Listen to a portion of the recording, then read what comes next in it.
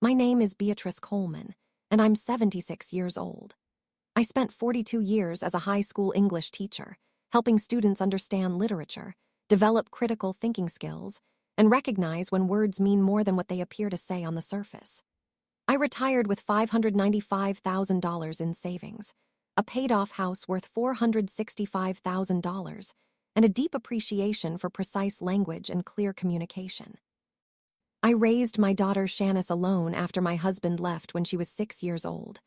I gave her everything: excellent schools, college tuition, support through her early career struggles, help with her wedding. I thought we had a loving, honest relationship. Which is why what happened 4 months ago in my living room shook me to my core and taught me that sometimes the most dangerous lies are the ones hidden in seemingly innocent words. Shanice and her husband Kendrick came over on a Sunday afternoon. We sat in my living room drinking tea, and Shanice had something to tell me. "Mom, Kendrick and I need to ask you something. We're in a bit of a situation. Our landlord is selling our building and we have to move out. The timing is terrible. We haven't found a new place yet. Would it be okay if we stayed here for a while? Just until we find something. We don't want to impose, but we're kind of stuck." "We'll stay for a while," my daughter said. And in that moment, sitting in my living room, I heard those words and thought I understood what they meant. A while, a temporary period. A few weeks, maybe a month or two at most. That's what a while means, doesn't it? "Of course, honey. You're always welcome here. Stay as long as you need to find a place." Shanice smiled with relief. "Thank you, Mom. You're saving us. We'll be out of your hair before you know it." They moved in 3 days later. 2 carloads of belongings. Suitcases, boxes, some furniture. It seemed like a reasonable amount for a temporary stay.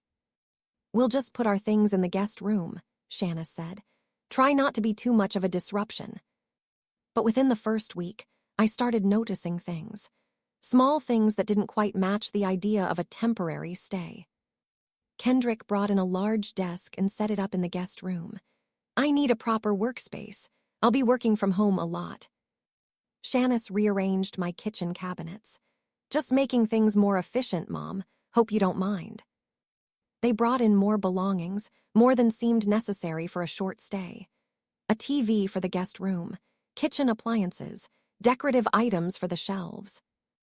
"Shanice, how long do you think you'll need to find a new apartment?" "Oh, you know how the rental market is, Mom. Could take a while. But don't worry, we'll be out as soon as we find something suitable." A while, there was that phrase again, but this time it felt different, vaguer, more open-ended.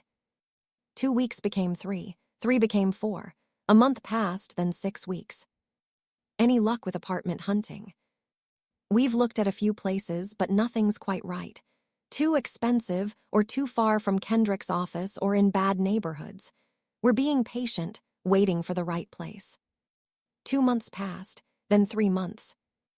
And that's when I started to realize, "We'll stay for a while" didn't mean what I thought it meant. To me, a while meant temporary, a brief, defined period with a clear end in sight. But to Shanice and Kendrick, a while meant something very different, something much, much longer.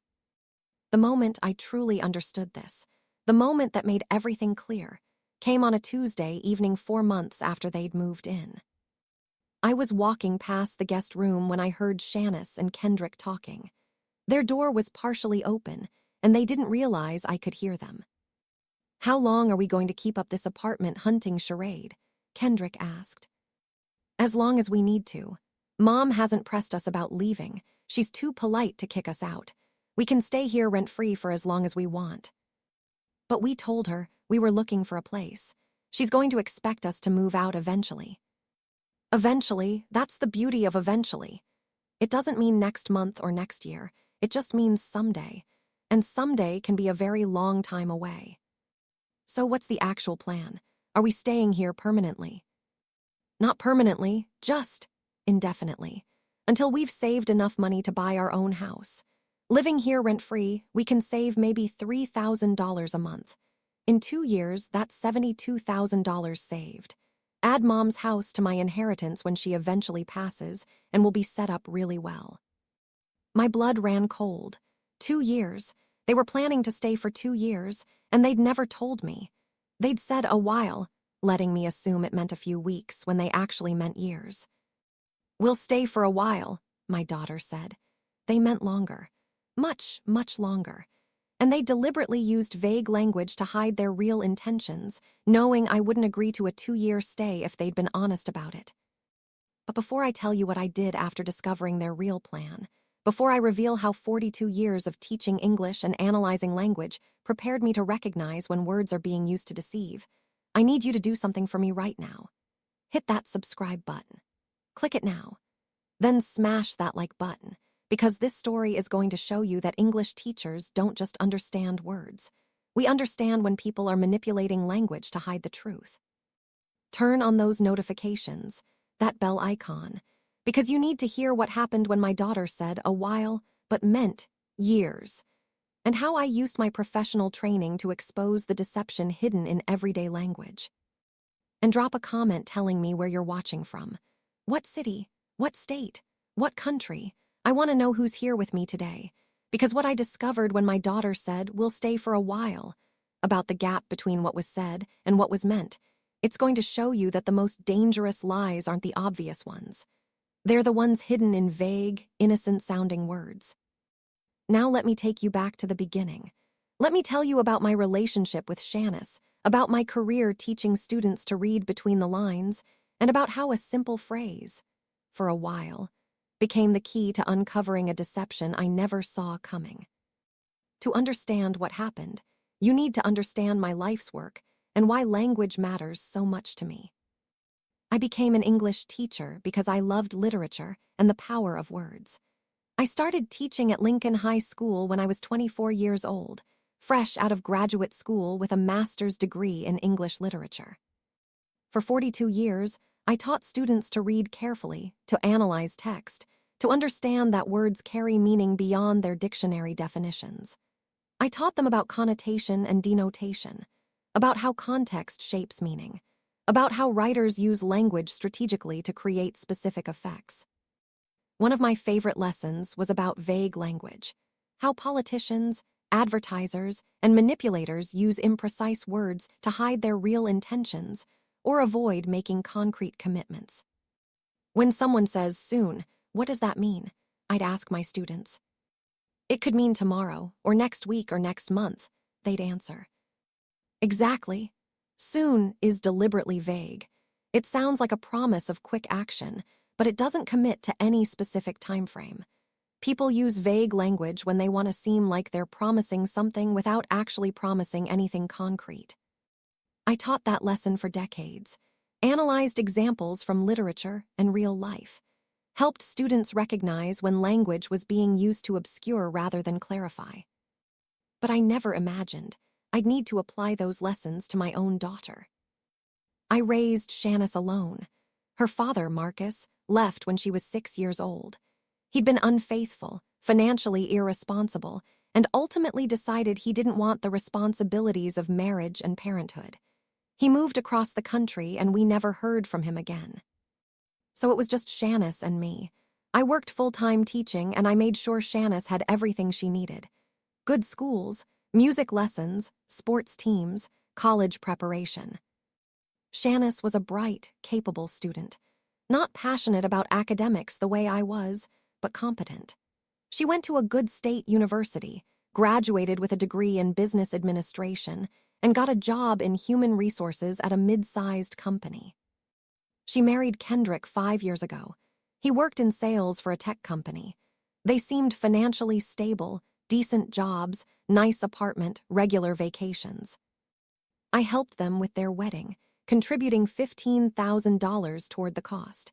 I wanted Shanice to have a beautiful celebration. Over the years, Shanice and I stayed close. We had dinner together once a week. She called me regularly. She seemed like a caring, attentive daughter. But looking back now, I can see warning signs I missed at the time. About 2 years ago, Shanice started asking questions about my house and my finances.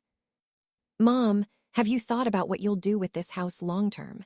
It's a lot for one person." "I'm living in it. That's what I'm doing with it." "But eventually, you might want to downsize. or move to a retirement community. Have you thought about that? Not really. I like my house. I've lived here for 38 years. I'm just thinking ahead. This house must be worth a lot now. I suppose. I haven't had it appraised recently. She also started asking about my retirement savings. Mom, are you financially secure? Do you have enough saved for retirement? Yes, I'm comfortable. I saved carefully throughout my career. That's good. It's important to have resources as you get older. At the time, I thought she was just being thoughtful, concerned about my well-being.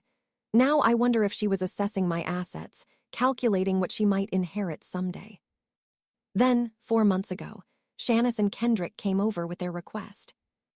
Our landlord is selling the building. We have to move out. Can we stay here for a while until we find a new place? I said yes immediately. They were family. Of course they could stay temporarily. We'll stay for a while, my daughter said. And I heard a while and thought, a few weeks, maybe a month or two, a temporary arrangement. But they meant something very different. The first week, everything seemed normal. They moved their things into the guest room. They were polite and considerate. They cleaned up after themselves. It felt like having house guests. But week 2, things started to shift subtly. Shanice began making small changes to my house. She rearranged my living room furniture. This creates better flow, Mom, don't you think? I didn't think it created better flow. I liked my furniture the way it was, but I didn't argue. They were guests, temporary guests. They'd be gone soon. Kendrick started treating my house like his house. He'd invite his friends over without asking me. Just having a couple guys over to watch the game, Beatrice. Hope that's okay. He didn't actually ask if it was okay. He announced it after he'd already invited them. Week 3, Shanice started cooking different meals, using my kitchen, buying groceries that I wouldn't have chosen. I got us some steaks for dinner, really nice cuts. We're celebrating Kendrick's work bonus. How much were they? Oh, don't worry about it, Mom. We paid for them. But they were using my kitchen, my utilities, my space, and I noticed they weren't offering to contribute to household expenses. Week 4, I asked the question that had been building. Shanice, how's the apartment hunting going? Have you found any good options? We've looked at a few places. Nothing quite right yet, but we're looking, don't worry. What are you looking for? What's your ideal place? You know, something affordable but nice. Good neighborhood. Convenient to work. We're being selective because we want to make sure we choose the right place. It sounded reasonable, but something about her answer felt vague, nonspecific, like she was describing criteria that could never quite be met.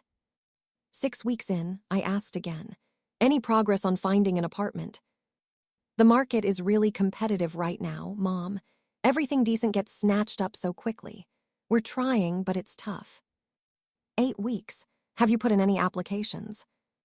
We've looked at places, but we haven't found anything worth applying for yet. 10 weeks.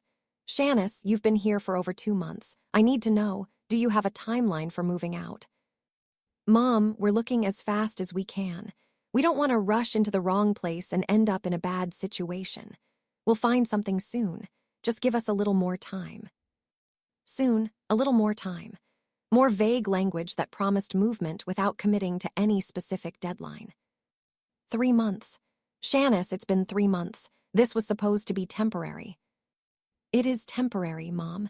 We're not planning to live here forever. We just need a while longer to find the right place. A while longer. There was that phrase again. A while on top of a while. How long was a while? How much longer was a while longer? But I'm a teacher. I've spent my career analyzing language, and I started to recognize what was happening. Shanice was using deliberately vague language every time I asked about their plans. Soon. A while. A little more time. We're looking. We're trying. All language that suggested action and movement without actually committing to anything concrete. I started documenting our conversations in a journal, writing down exactly what she said, word for word. As an English teacher, I knew that patterns in language reveal patterns in thinking. And the pattern was clear. Shanice was avoiding any specific commitments about when they'd leave. Every answer pushed the timeline further into an undefined future. Then came that Tuesday evening, 4 months after they'd moved in, when I overheard their conversation. "How long are we going to keep up this apartment hunting charade?" "As long as we need to. Mom hasn't pressed us about leaving. We can stay here rent-free for as long as we want." "So what's the actual plan? Are we staying here permanently?" "Not permanently, just indefinitely, until we've saved enough money to buy our own house. Living here rent-free, we can save maybe $3,000 a month. In 2 years, that's $72,000 saved." 2 years? They were planning to stay for 2 years without ever telling me. They'd said a while, knowing I'd interpret that as a few weeks, when they actually meant years. It was a lie of omission, a deception created not by what they said, but by what they deliberately didn't say. They'd used vague language to hide their real intentions, betting that I'd be too polite to press for specifics. "We'll stay for a while," my daughter said. They meant longer, and they'd counted on the ambiguity of language to let them stay without ever being honest about how long a while actually was. I stood in that hallway, listening to my daughter discuss her plan to exploit my politeness and my trust, and I felt something I'd never felt before. I felt like a character in one of the texts I'd taught. A character who'd been deceived by manipulative language and was only now recognizing the deception. But I'm an English teacher. I've spent 42 years teaching students to read critically, to analyze language, to recognize manipulation. And I was about to use every skill I'd developed to expose the gap between what Shanice said and what she meant. Before I continue this story, kindly subscribe, turn on the notification bell, and tell me in the comments where you're watching from. The morning after I overheard Shanice and Kendrick's conversation, I woke up with absolute clarity about what I needed to do. But I didn't confront them immediately. 42 years of teaching had taught me something important. When you catch a student plagiarizing or cheating, you don't accuse them based on instinct alone. You gather evidence. You document everything. You build an airtight case. So that's what I did. I started by doing something I'd advised countless students to do when analyzing literature. I examined the text carefully. In this case, the text was every conversation I'd had with Shanice and Kendrick about their living situation. I went through my journal where I'd been documenting our discussions. I wrote out every vague phrase they'd used. "We'll stay for a while, just until we find something. We're looking. Nothing's quite right yet. We need a little more time. Soon, we'll be out before you know it. A while longer." I analyzed these phrases the way I'd taught students to analyze language in novels. What did these words actually commit to? Nothing. Not a single phrase contained a specific time frame or concrete promise. They were what I'd taught my students to call weasel words, language designed to sound like a commitment while actually being completely non-committal. Next, I needed to verify what they'd told me about apartment hunting. Were they actually looking? Or was the entire search a performance? That afternoon, while Shanice and Kendrick were both at work, I did something I felt uncomfortable doing, but knew was necessary. I looked through their belongings in the guest room, not extensively, just enough to find evidence of whether they were genuinely apartment hunting. I found what I was looking for on Kendrick's desk, a folder labeled Housing. Inside were printouts of apartment listings. But when I looked at the dates, they were all from 4 months ago, right before they'd moved in with me. Recent listings from the past few weeks?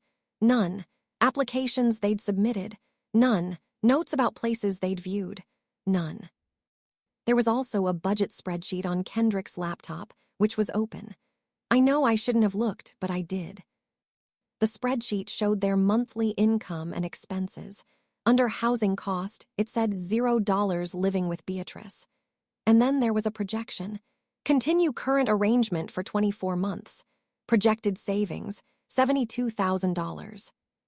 24 months, 2 years, exactly what I'd overheard them discussing. But there was more. Notes in the margin. Beatrice unlikely to press for specific move-out date. Too polite. Can extend timeline as needed. They'd analyzed my personality, identified my tendency toward politeness, and created a strategy to exploit it. I took photos of everything with my phone. Then I put everything back exactly as I'd found it. That evening, I tested them. At dinner, I brought up the apartment search again. Shanice, I've been thinking. You've been here 4 months now. I'd like to help you find a place. Maybe if we search together, we can find something faster. Shanice exchanged a quick glance with Kendrick. Then she smiled. That's sweet, Mom, but we've got it handled. We're actually looking at a place this weekend. Oh, where is it? It's in the Riverside area. 2-bedroom, good price. What's the address? I could look it up online, see the neighborhood. I don't have the address with me right now. Kendrick, do you remember the address? Kendrick shook his head. It's saved on my work computer. I'll send it to you tomorrow, Beatrice. He never sent it, because there was no apartment.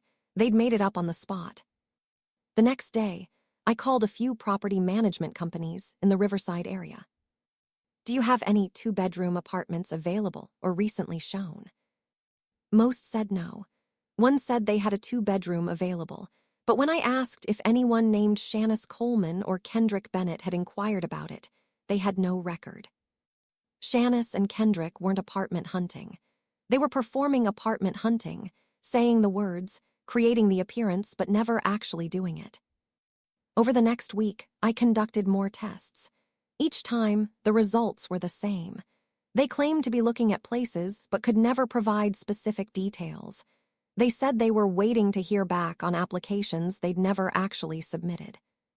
They were lying, but they were lying in a particularly sophisticated way, not through direct false statements, but through vague language, omissions, and the manipulation of my assumptions. 1 week after I'd overheard their real plan, I decided it was time to confront them, but I needed to do it strategically. As a teacher, I'd learned that confrontation works best when the other person can't deny the evidence. I waited for a Sunday evening when all 3 of us were home. I asked them to sit down in the living room. Shanice, Kendrick, we need to talk about your living situation. Shanice smiled. Sure, Mom, what's up? When you first asked to move in, you said you'd stay for a while. What did you mean by a while? Just, temporarily, until we found a place. Can you define temporarily? Give me a time frame. Shanice looked uncomfortable. Well, it's hard to say exactly. It depends on the rental market, what becomes available. I'd like you to give me a specific time frame, a number of weeks or months. When do you plan to move out? Kendrick jumped in. Beatrice, we can't give you an exact date. We're looking actively, but we can't control when the right place becomes available.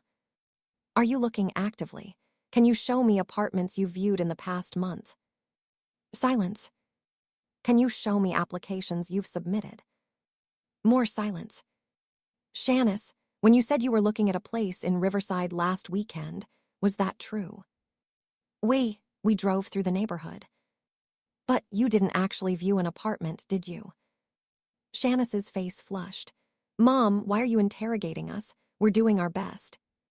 I overheard your conversation last Tuesday, the one where Kendrick asked how long you'd keep up the apartment hunting charade.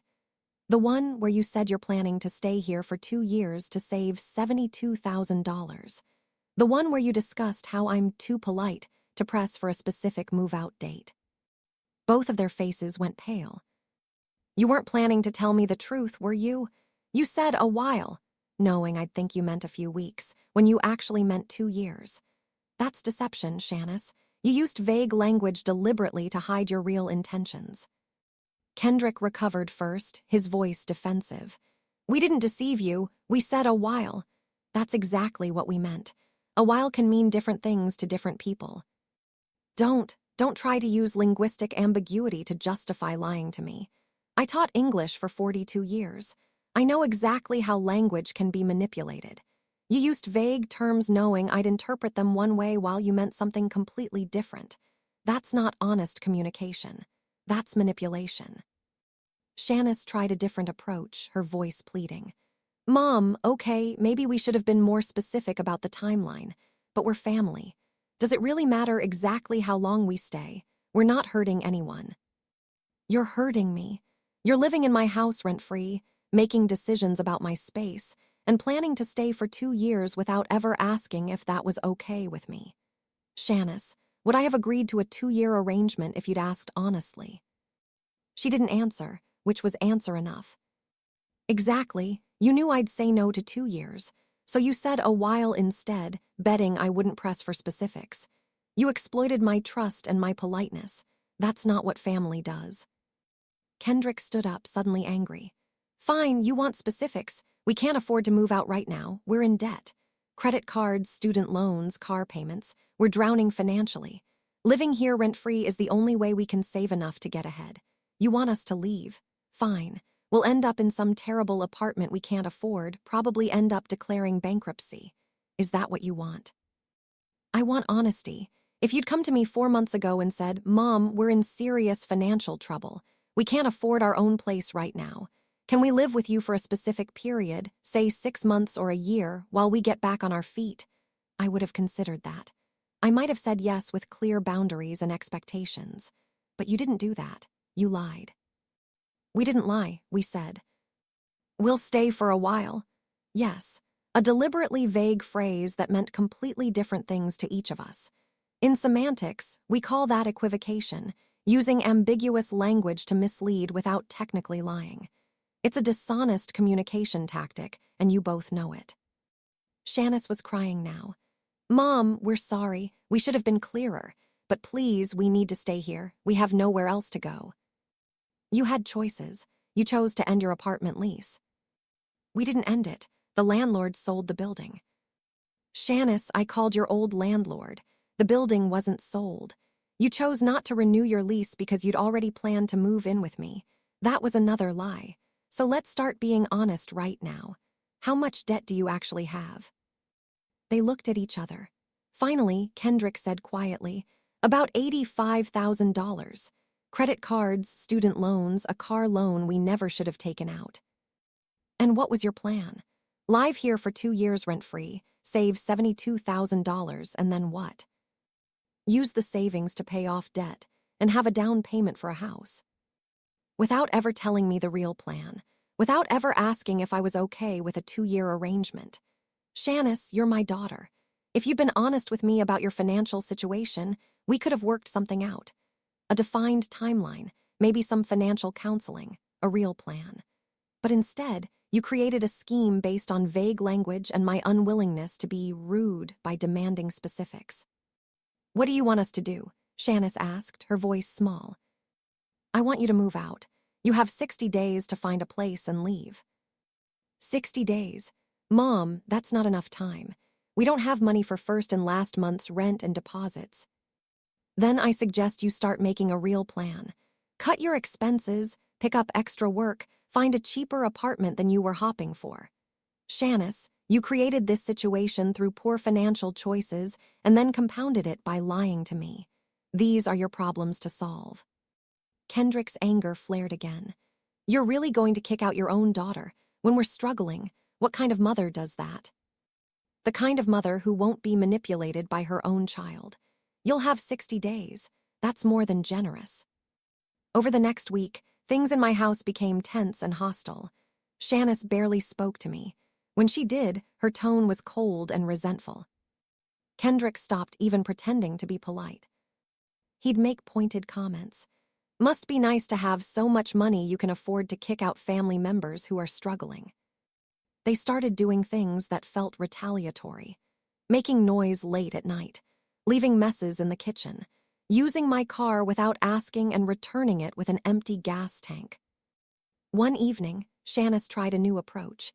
She brought her friend Monica over, someone I'd known for years. Mrs. Coleman, Shanice told me what's happening. I'm so worried about her. She's under so much stress and now you're making them leave. Can't you reconsider? I looked at Shanice. Did you tell Monica why I asked you to leave? Did you tell her about the apartment hunting charade and the 2-year plan you never disclosed? Monica looked confused. What? Shanice said you just decided you didn't want them living with you anymore. That's not what happened. Shanice lied about her intentions when she moved in.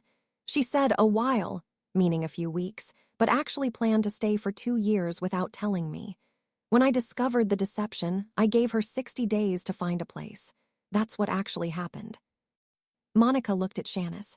Is that true? Shanice's face flushed. Mom is exaggerating. We just had different interpretations of how long a while meant. You had a spreadsheet projecting 24 months of rent-free living. That's not different interpretations. That's deliberate deception. After Monica left, looking uncomfortable and unsure who to believe, Shanice turned on me. How could you humiliate me like that in front of my friend? I didn't humiliate you. I told the truth. You're the one who lied to Monica about why I asked you to leave. Because you're being unreasonable. Mom, we made a mistake not being more specific about the timeline. But we're family. You're supposed to help family, not throw them out. I am helping you. I'm teaching you that actions have consequences. That lying, even through vague language, destroys trust.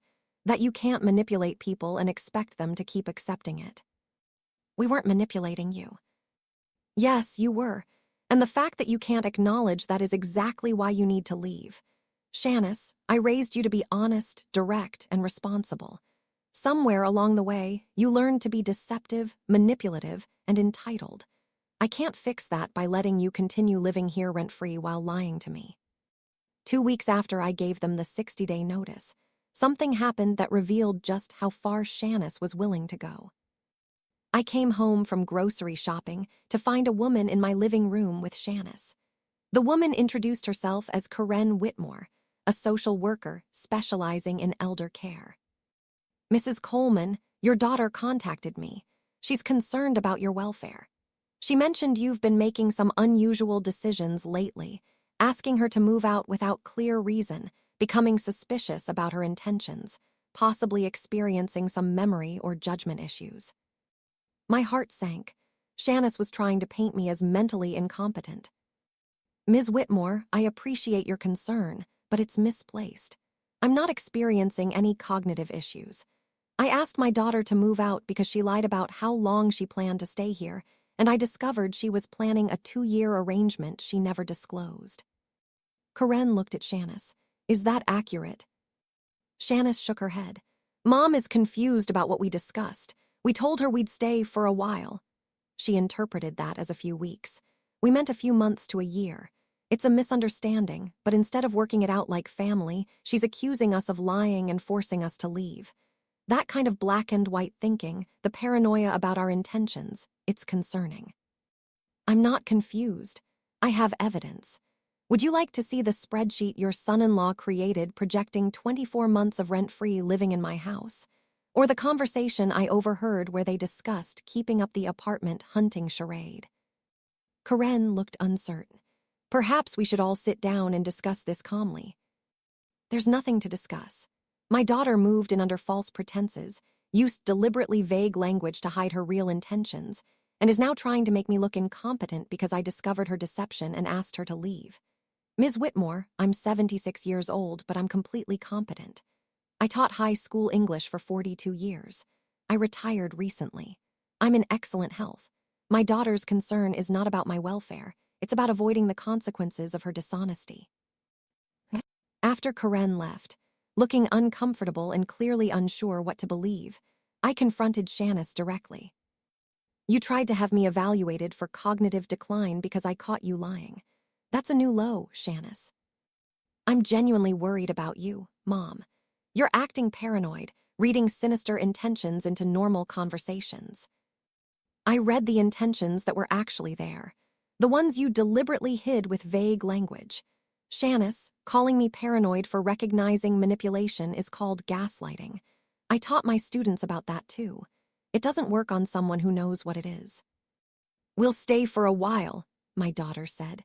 They meant longer.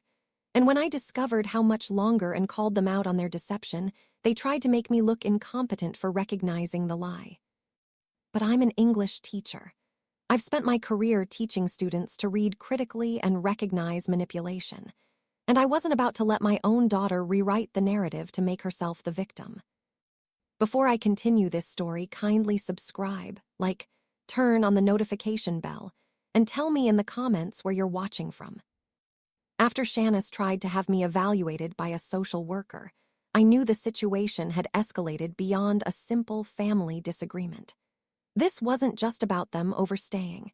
It was about them being willing to question my mental competence to avoid accountability for their deception. I called my attorney the next morning. Her name was Margaret Chen, and she'd handled my estate planning when I retired. Margaret, I need help with a family situation that's gotten complicated. I explained everything. Shanice and Kendrick moving in with vague promises of staying a while, the discovery of their 2-year plan, the fake apartment hunting, and now the attempt to paint me as cognitively declining. Margaret listened carefully. Beatrice, what they're doing has a name. It's called elder financial exploitation. They moved in to avoid paying rent, deceived you about their intentions, and are now attacking your competence when you try to protect yourself. We need to document everything and take legal action if necessary. I don't want to sue my own daughter. I just want her out of my house. Then we start with a formal eviction notice. 60 days is generous, but we'll put it in writing from my office. That makes it official and creates a legal record. If they refuse to leave after 60 days, we can pursue formal eviction through the courts. What about the social worker visit? Shanice trying to claim I'm incompetent. You should get a comprehensive medical evaluation. Document that you're in excellent cognitive health. If Shanice tries to pursue any kind of guardianship or conservatorship claim, you'll have recent medical evidence proving she's wrong. That afternoon, I scheduled appointments with my primary care physician and a neuropsychologist. I also did something else. I called my former principal at Lincoln High School, Dr. Raymond Foster. Dr. Foster, I need a professional reference, not for a job, for proof of my cognitive competence. My daughter is suggesting I'm declining mentally, and I need people who can attest that I'm sharp and capable. Dr. Foster was shocked. Beatrice, you're one of the most intellectually rigorous people I know. You retired 4 months ago in perfect form, organized, articulate, completely on top of your work. I'd be happy to provide a statement to that effect. Over the next week, I gathered documentation. A comprehensive physical exam showing excellent health for my age. A neuropsychological evaluation showing I scored in the 94th percentile for my age group across all cognitive domains. A letter from Dr. Foster attesting to my professional competence through my recent retirement. Letters from 3 former colleagues describing recent interactions demonstrating my sharp mind and clear judgment. I also did something strategic.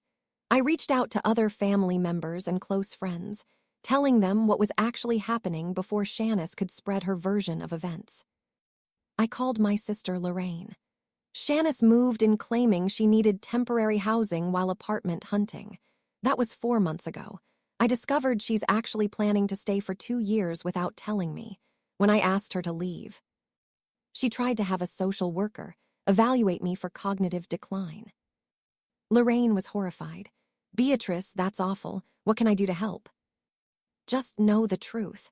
Shanice is going to try to paint me as unreasonable or confused. I need people who know that's not true. I called my close friend Dorothy, my former department chair. I called my cousin Vincent. I called 3 neighbors who'd known me for decades.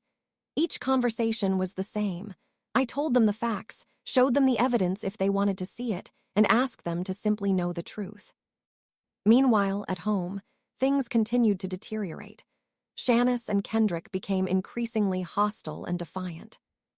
They stopped contributing to household chores entirely. Dishes piled up in the sink, theirs, not mine. They left messes in common areas. They acted like teenagers rebelling against parental authority rather than adults living in someone else's home. Kendrick started making pointed comments at every opportunity. Must be nice to have this big house all to yourself.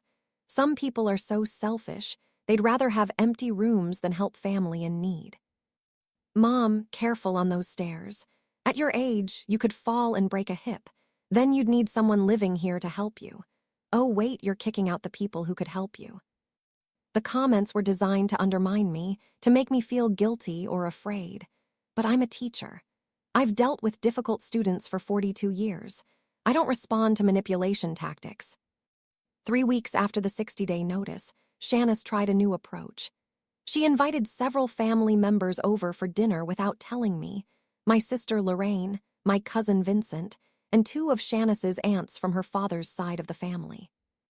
When I came home from a book club meeting, my living room was full of people. "What's going on?" Shanice stood up, looking serious. "Mom, we're having a family meeting. Everyone here cares about you, and we're all concerned about some of the decisions you're making." It was an intervention. Shanice had staged an intervention, casting herself as the concerned daughter trying to help her declining mother. "Beatrice," Aunt Lorraine started gently, "Shanice told us you've asked her to move out. We're all a bit concerned about why. She and Kendrick have been helping you, and—" "They haven't been helping me.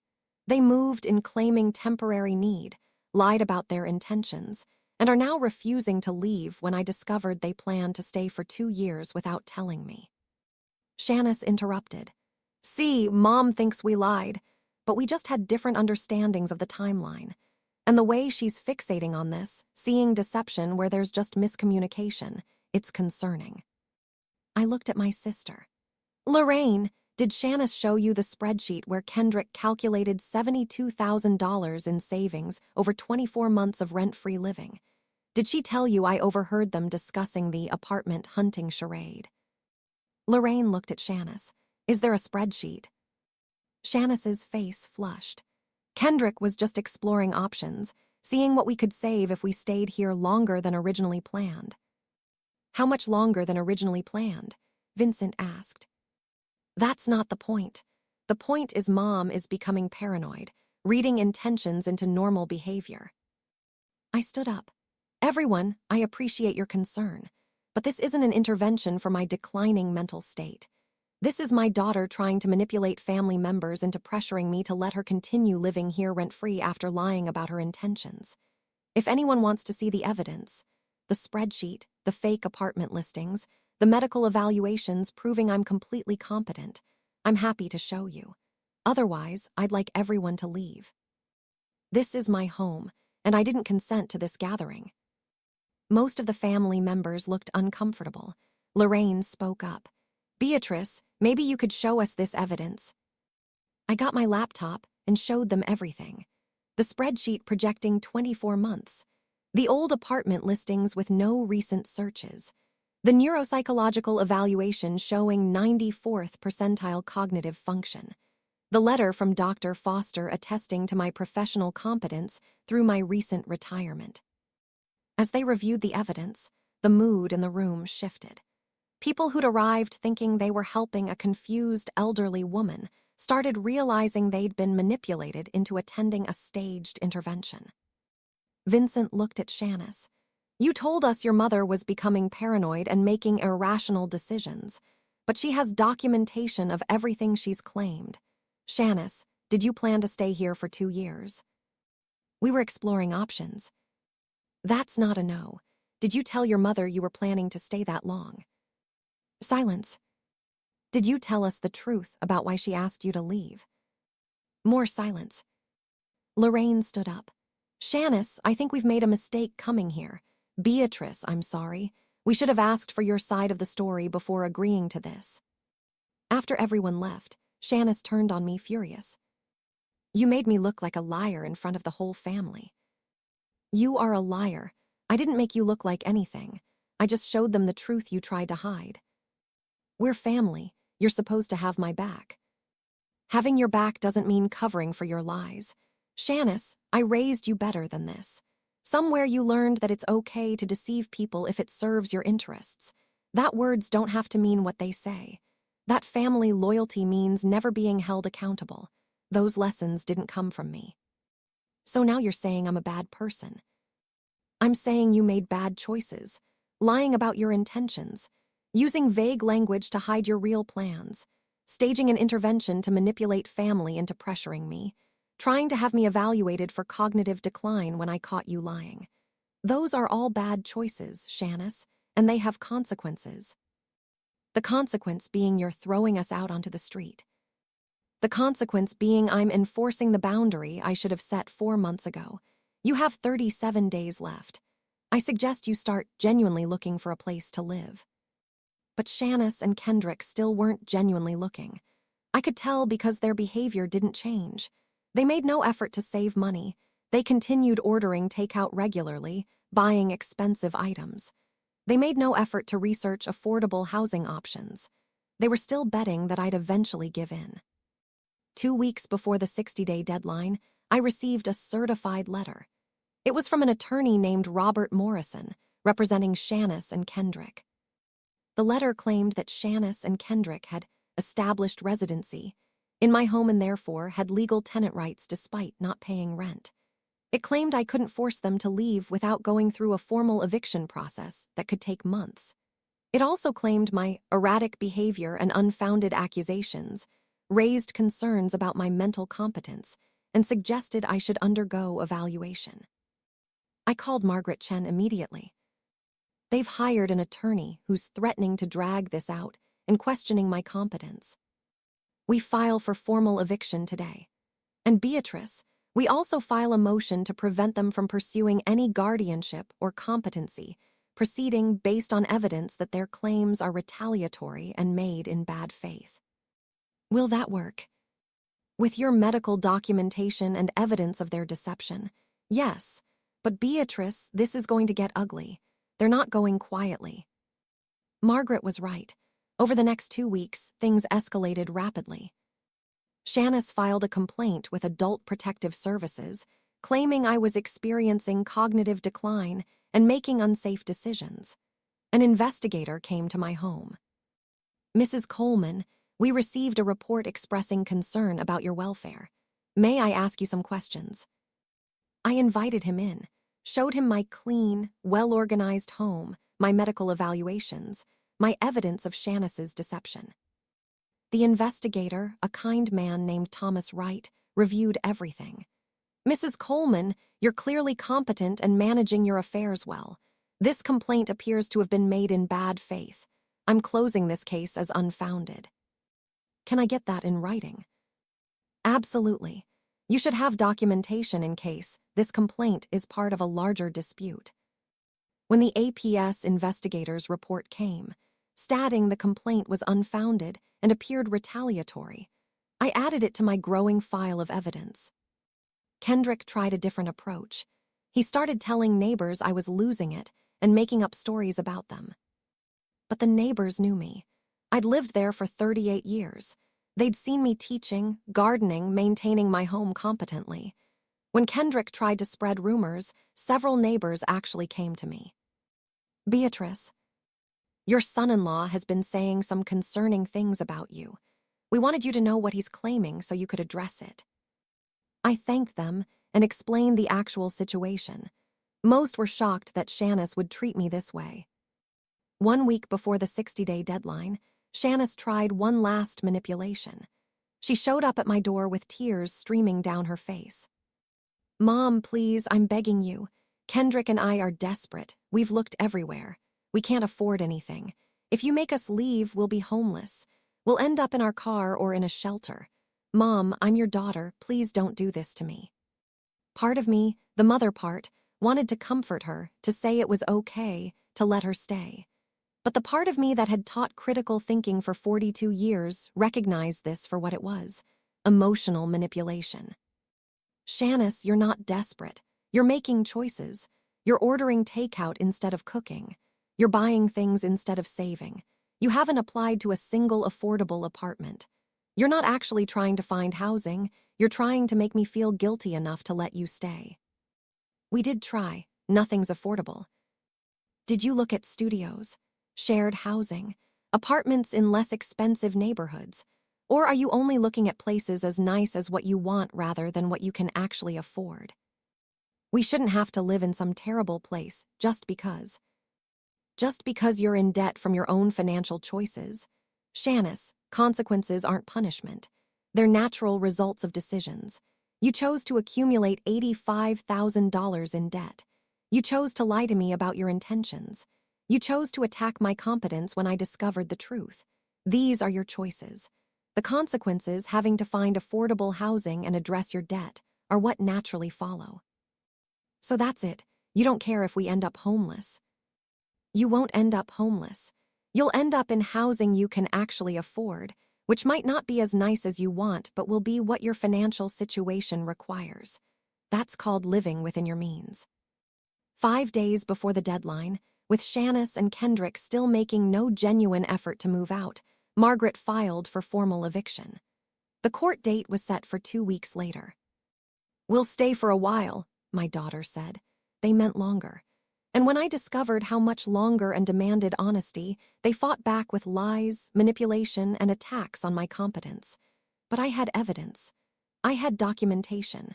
And I had 42 years of experience recognizing when people use language to deceive. Before I continue this story, kindly subscribe, like, turn on the notification bell, and tell me in the comments where you're watching from. The eviction hearing was scheduled for a Tuesday morning, 2 weeks after Margaret filed the paperwork. In those 2 weeks, Shanice and Kendrick made several desperate last attempts to avoid having to leave. They offered to start paying rent, $500 a month, which was absurdly below market rate and wouldn't even cover the increase in my utility bills from having them there. "See, Mom, we're willing to contribute. We can make this a real arrangement." The issue isn't rent, it's trust. You lied to me about your intentions and then attacked my competence when I discovered the truth. Money doesn't fix that. They promised they'd leave in just 6 more months if I dropped the eviction. 6 months to save up properly, then we'll be out of your hair for good. That's what a while was supposed to mean 4 months ago. Your promises don't mean anything anymore, Shanice. Kendrick tried intimidation, raising his voice and getting in my personal space. "You're really going to do this? Take your own daughter to court. Evelyn, you'll regret this when you're old and alone and need help." "I'm already old, and I'd rather be alone than manipulated. Step back, Kendrick. This is still my house." The morning of the hearing, I dressed carefully in a professional outfit, a navy suit I'd worn for parent-teacher conferences. I gathered all my documentation in a neat folder. Margaret met me at the courthouse. "Remember, Beatrice, stay calm and factual. Don't get emotional even if Shanice says hurtful things. We have evidence on our side. Just tell the truth clearly." The hearing room was smaller than I expected. Present were Judge Amanda Torres, Shanice and Kendrick with their attorney Robert Morrison, and me with Margaret. Judge Torres reviewed the case file. "This is an eviction proceeding. Mrs. Coleman is seeking to remove her daughter and son-in-law from her home. Mr. Morrison, your clients are contesting the eviction. Let's hear your argument." Robert Morrison stood. "Your Honor, my clients moved into Mrs. Coleman's home 4 months ago at her invitation. They've been living there as family members, helping with household tasks, and contributing to the home environment. Mrs. Coleman has suddenly, and without clear justification, decided she wants them to leave. We believe this decision may be related to cognitive decline. Mrs. Coleman has been displaying paranoid thinking, making unfounded accusations, and showing poor judgment. We're concerned this eviction is not in her best interests and may be evidence of diminished capacity." Margaret stood immediately. "Your Honor, opposing counsel is making serious accusations about my client's mental competence. We have comprehensive medical documentation showing Mrs. Coleman is in excellent cognitive health, scoring in the 94th percentile on neuropsychological evaluation administered just 3 weeks ago. She submitted my medical records to the court. Furthermore, the reason Mrs. Coleman is seeking eviction is not paranoia. It's documented deception by the respondents. They moved in claiming temporary need for a while, which Mrs. Coleman reasonably understood to mean a few weeks. She has since discovered they actually plan to stay for 24 months, as evidenced by financial projections they created but never disclosed to her." Margaret submitted Kendrick's spreadsheet to the court. When Mrs. Coleman discovered this deception and asked them to leave, they began a campaign to question her mental competence, filing false APS complaints, staging a family intervention, and now making baseless claims in this proceeding. We believe these attacks on her competence are retaliatory and made in bad faith. Judge Torres reviewed the documents carefully. Then she called me to testify. "Mrs. Coleman, tell me in your own words what happened." I took a breath and spoke clearly. "Your Honor, 4 months ago my daughter asked to move in temporarily while looking for a new apartment. She said her landlord was selling the building, which turned out to be false. They chose not to renew their lease. She said they'd stay for a while." I interpreted that as a few weeks, perhaps a month or 2 at most. After 4 months with no progress on apartment hunting, I overheard a conversation where my daughter and son-in-law discussed their actual plan: to stay for 2 years rent-free to save $72,000. They specifically discussed how I was too polite to press for a specific move-out date and called their apartment search a charade. When I confronted them with this and asked them to leave, they began attacking my mental competence, calling social workers, staging interventions, filing false APS complaints. All of this is documented. "Why did you initially agree to let them stay?" "Because I trusted my daughter. She's family. When she said she needed help for a while, I believed she was being honest about what a while meant. I didn't realize she was using deliberately vague language to hide a 2-year plan." Robert Morrison cross-examined me. "Mrs. Coleman, isn't it possible you simply misunderstood the arrangement? That a while meant different things to each of you." "It's not a misunderstanding when one party deliberately uses vague language to conceal their real intentions. My daughter and son-in-law had a specific timeline, 24 months. They documented it in writing, but they never shared that with me. That's not miscommunication. That's deception." "Isn't it true that you've been having memory problems, forgetting conversations, misplacing items?" "No, that's false. I have medical documentation showing excellent cognitive function. The APS complaint claiming otherwise was investigated and found to be baseless and retaliatory." "Your daughter says you've become paranoid, seeing conspiracies where there are none." "I saw evidence of an actual plan that my daughter and son-in-law created and hid from me. That's not paranoia. That's reading comprehension. I taught English for 42 years. I know how to analyze text and recognize when language is being used to deceive."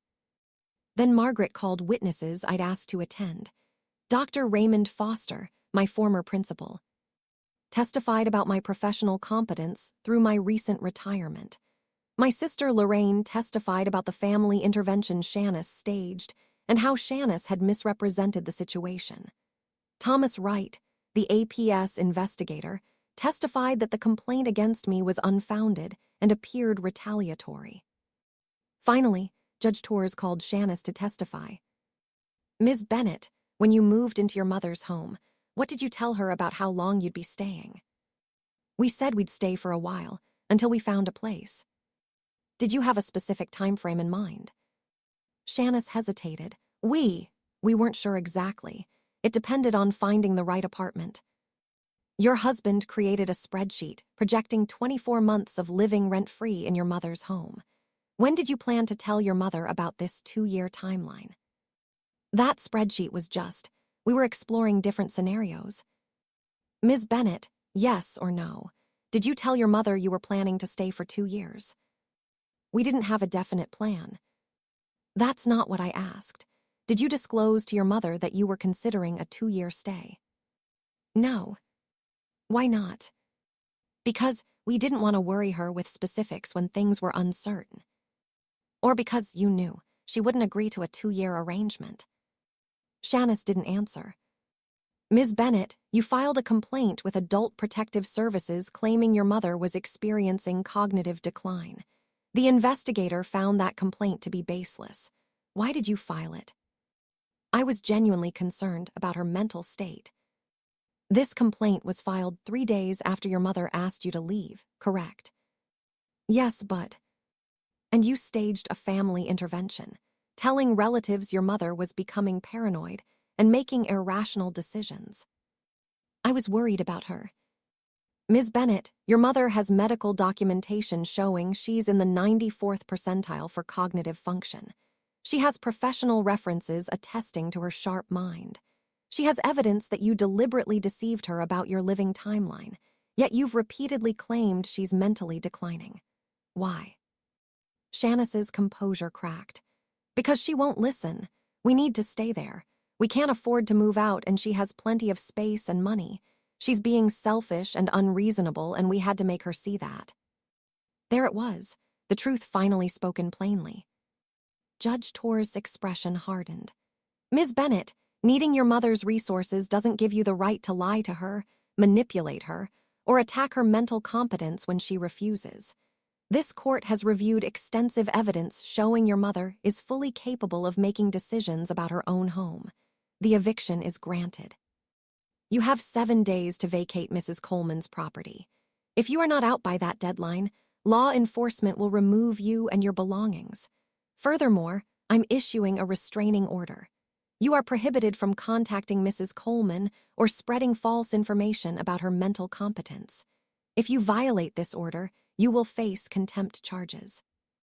Ms. Bennett, your behavior in this case has been manipulative and harmful. You lied to your mother, exploited her trust, and then tried to paint her as incompetent when she discovered your deception. This is elder financial abuse, and you're fortunate your mother chose civil eviction rather than criminal charges. This hearing is concluded. The gavel came down. Shanice burst into tears. Kendrick put his arm around her, glaring at me like I was the villain in this story. As we left the courtroom, Shanice tried to approach me. Mom, please. Don't. I held up my hand. You had chances to be honest. You chose deception. You had chances to take responsibility. You chose to attack me instead. Shanice, I love you, but I don't trust you. And until you genuinely understand what you did wrong and why it was wrong, not just that you got caught, I can't have a relationship with you. So that's it. You're just cutting me out of your life. You cut yourself out when you decided lying to me was acceptable. 7 days, Shanice. Be out in 7 days. 6 days later, 1 day before the deadline, a moving truck appeared at my house. Shanice and Kendrick loaded their belongings in cold silence. They didn't speak to me except when absolutely necessary. As they were loading the last boxes, Shanice approached me one final time. I hope you're happy, Mom. You got what you wanted. We're out. I didn't want this, Shanice. I wanted an honest relationship with my daughter. You're the one who chose lying over honesty. We didn't lie, we just said a while when you meant 2 years. That's lying through omission and vague language. Shanice, I taught semantics for 42 years. I know every trick people use to deceive without technically lying. You can't use those tricks on me and expect me not to recognize them. Fine, you win. You're the brilliant English teacher who can't be fooled. Congratulations. Her voice was bitter and cold. This wasn't about winning. It was about trust, and you destroyed that. They drove away. And I stood in my driveway, watching the truck disappear, feeling a complicated mix of relief, sadness, and something close to grief. My house was mine again, but the relationship with my daughter might be broken beyond repair. Over the next few months, I focused on rebuilding my life and my sense of peace in my home. I rearranged furniture Shanice had moved. I established routines that were mine alone. I reclaimed my space. I also did something unexpected. I started volunteering with a local organization that helped elderly people recognize and resist financial exploitation by family members. The most dangerous lies, I'd tell groups at senior centers, aren't the obvious ones. They're the lies hidden in vague language, when someone says for a while or soon or temporarily without defining those terms. Press for specifics. Ask, what exactly do you mean by a while? 2 weeks, 2 months, 2 years. Make people commit to concrete timelines, not vague promises. I shared my story, how my daughter said a while, but meant 2 years, and how recognizing the linguistic manipulation helped me protect myself. Trust your instincts, I'd say. If something feels like deception, even if you can't quite name what's wrong, it probably is. After 42 years teaching students to analyze language, I can tell you, people who are being honest use clear, specific language. People who are being deceptive use vague, ambiguous language that lets them hide their real intentions. I helped dozens of people over the following months. People whose adult children had moved in temporarily and refused to leave. People who'd been told vague timelines that kept extending indefinitely. People who'd been manipulated through language designed to sound like cooperation while actually being exploitation. 6 months after the eviction, I received a letter from Shanice. It was handwritten, several pages long. Mom, it's been 6 months since you kicked us out. 6 months of struggling to afford rent, dealing with debt, and facing the consequences of our choices. And 6 months of therapy, trying to understand why I did what I did. My therapist helped me see something I didn't want to see. I was lying to you. Not just through what I didn't say, but through deliberately using vague language to hide my real intentions. When I said, "We'll stay for a while," I knew you'd think I meant a few weeks. And I let you think that because I knew you wouldn't agree to 2 years. That's deception. Even if I didn't speak a direct lie, I used language strategically to mislead you. You taught me better than that, and I chose to ignore everything you taught me about honest communication. When you caught me, I did something even worse. Instead of admitting what I'd done, I attacked you. I tried to make you look incompetent so people would think your objections weren't valid. I weaponized your age against you. Mom, that's unforgivable. I destroyed our relationship for money, for rent-free living, for the convenience of not having to face my financial problems. And when you held me accountable, I tried to destroy your reputation rather than take responsibility. I'm writing because my therapist says I need to take genuine accountability without expecting anything in return. So I'm not asking for forgiveness. I'm not asking for reconciliation. I'm just telling you, I understand what I did. I understand it was wrong, and I'm sorry. I hope you're well. I hope your house feels like yours again. And I hope someday I can become someone who deserves to be your daughter again. With regret and respect, Shanice. I read the letter 3 times. It was the first time Shanice had taken real responsibility without excuses, without minimizing, without trying to shift blame. The first time she'd called her actions what they actually were: deception, manipulation, abuse. I didn't respond immediately. I needed to sit with it, to discern whether this accountability was genuine or another manipulation. But 3 weeks later, I wrote back. Shanice, I received your letter. I appreciate that you're finally acknowledging what you actually did, using vague language to deceive me, attacking my competence when caught, choosing convenience over honesty. I'm not ready to rebuild our relationship. The trust is damaged in a way that may never fully heal. What you did wasn't a mistake or a misunderstanding. It was a calculated plan to exploit my politeness and my trust. That's not something that heals quickly. But I'm glad you're in therapy. I hope you continue working on understanding why you made those choices and how to make different ones. My house does feel like mine again. I've reclaimed my space and my peace. And I'm using my experience to help other elderly people recognize when family members are using vague language to hide exploitative intentions. Your attempt to stay for a while when you meant for years failed. But it gave me a purpose, teaching others to demand clarity when people use vague language and to trust their instincts when something doesn't sound right. I hope you've learned that words matter, that a while means something, and using it to mean something completely different is lying, that family relationships require honesty, not linguistic manipulation. If you continue this genuine accountability, not for months but for years, perhaps we can eventually have some form of relationship again, but it will never be what it was. You destroyed that when you chose deception over honesty. Take care of yourself, Shanice. Mom. Now at 76, I still live in my house.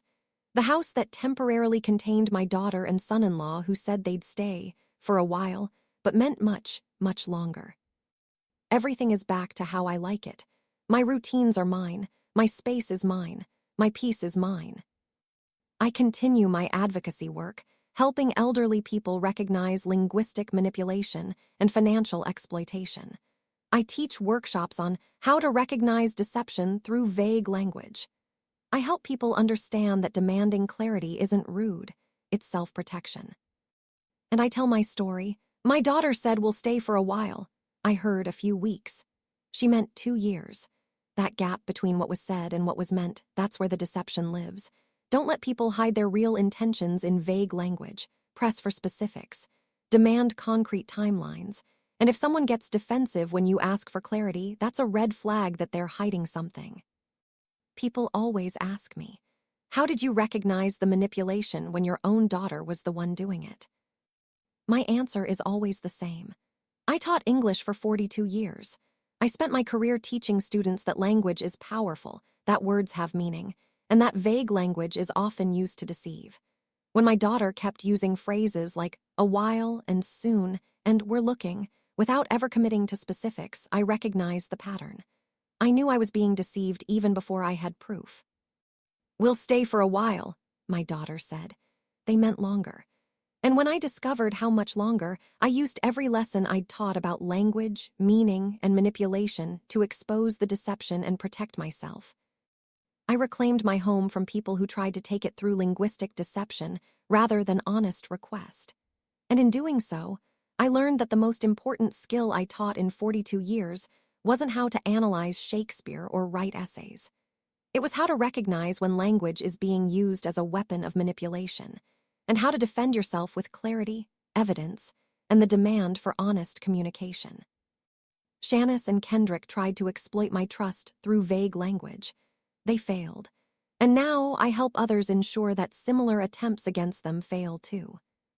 "We'll stay for a while," my daughter said. They meant longer. But I'm an English teacher. I know that words matter, that clarity is power, and that demanding honesty isn't rude, it's essential. And that knowledge saved me from losing my home, my autonomy, and my peace to people who thought vague promises could hide their real intentions. They were wrong, and I'm still here in my house, living on my terms, helping others recognize the same deception I faced. Words matter. Remember that. And never let anyone use vague language to hide the truth from you. If this story touched you, please subscribe, like, and turn on the notification bell for more emotional stories like this. Tell me in the comments where you're watching from. Somewhere out there, I might be reading.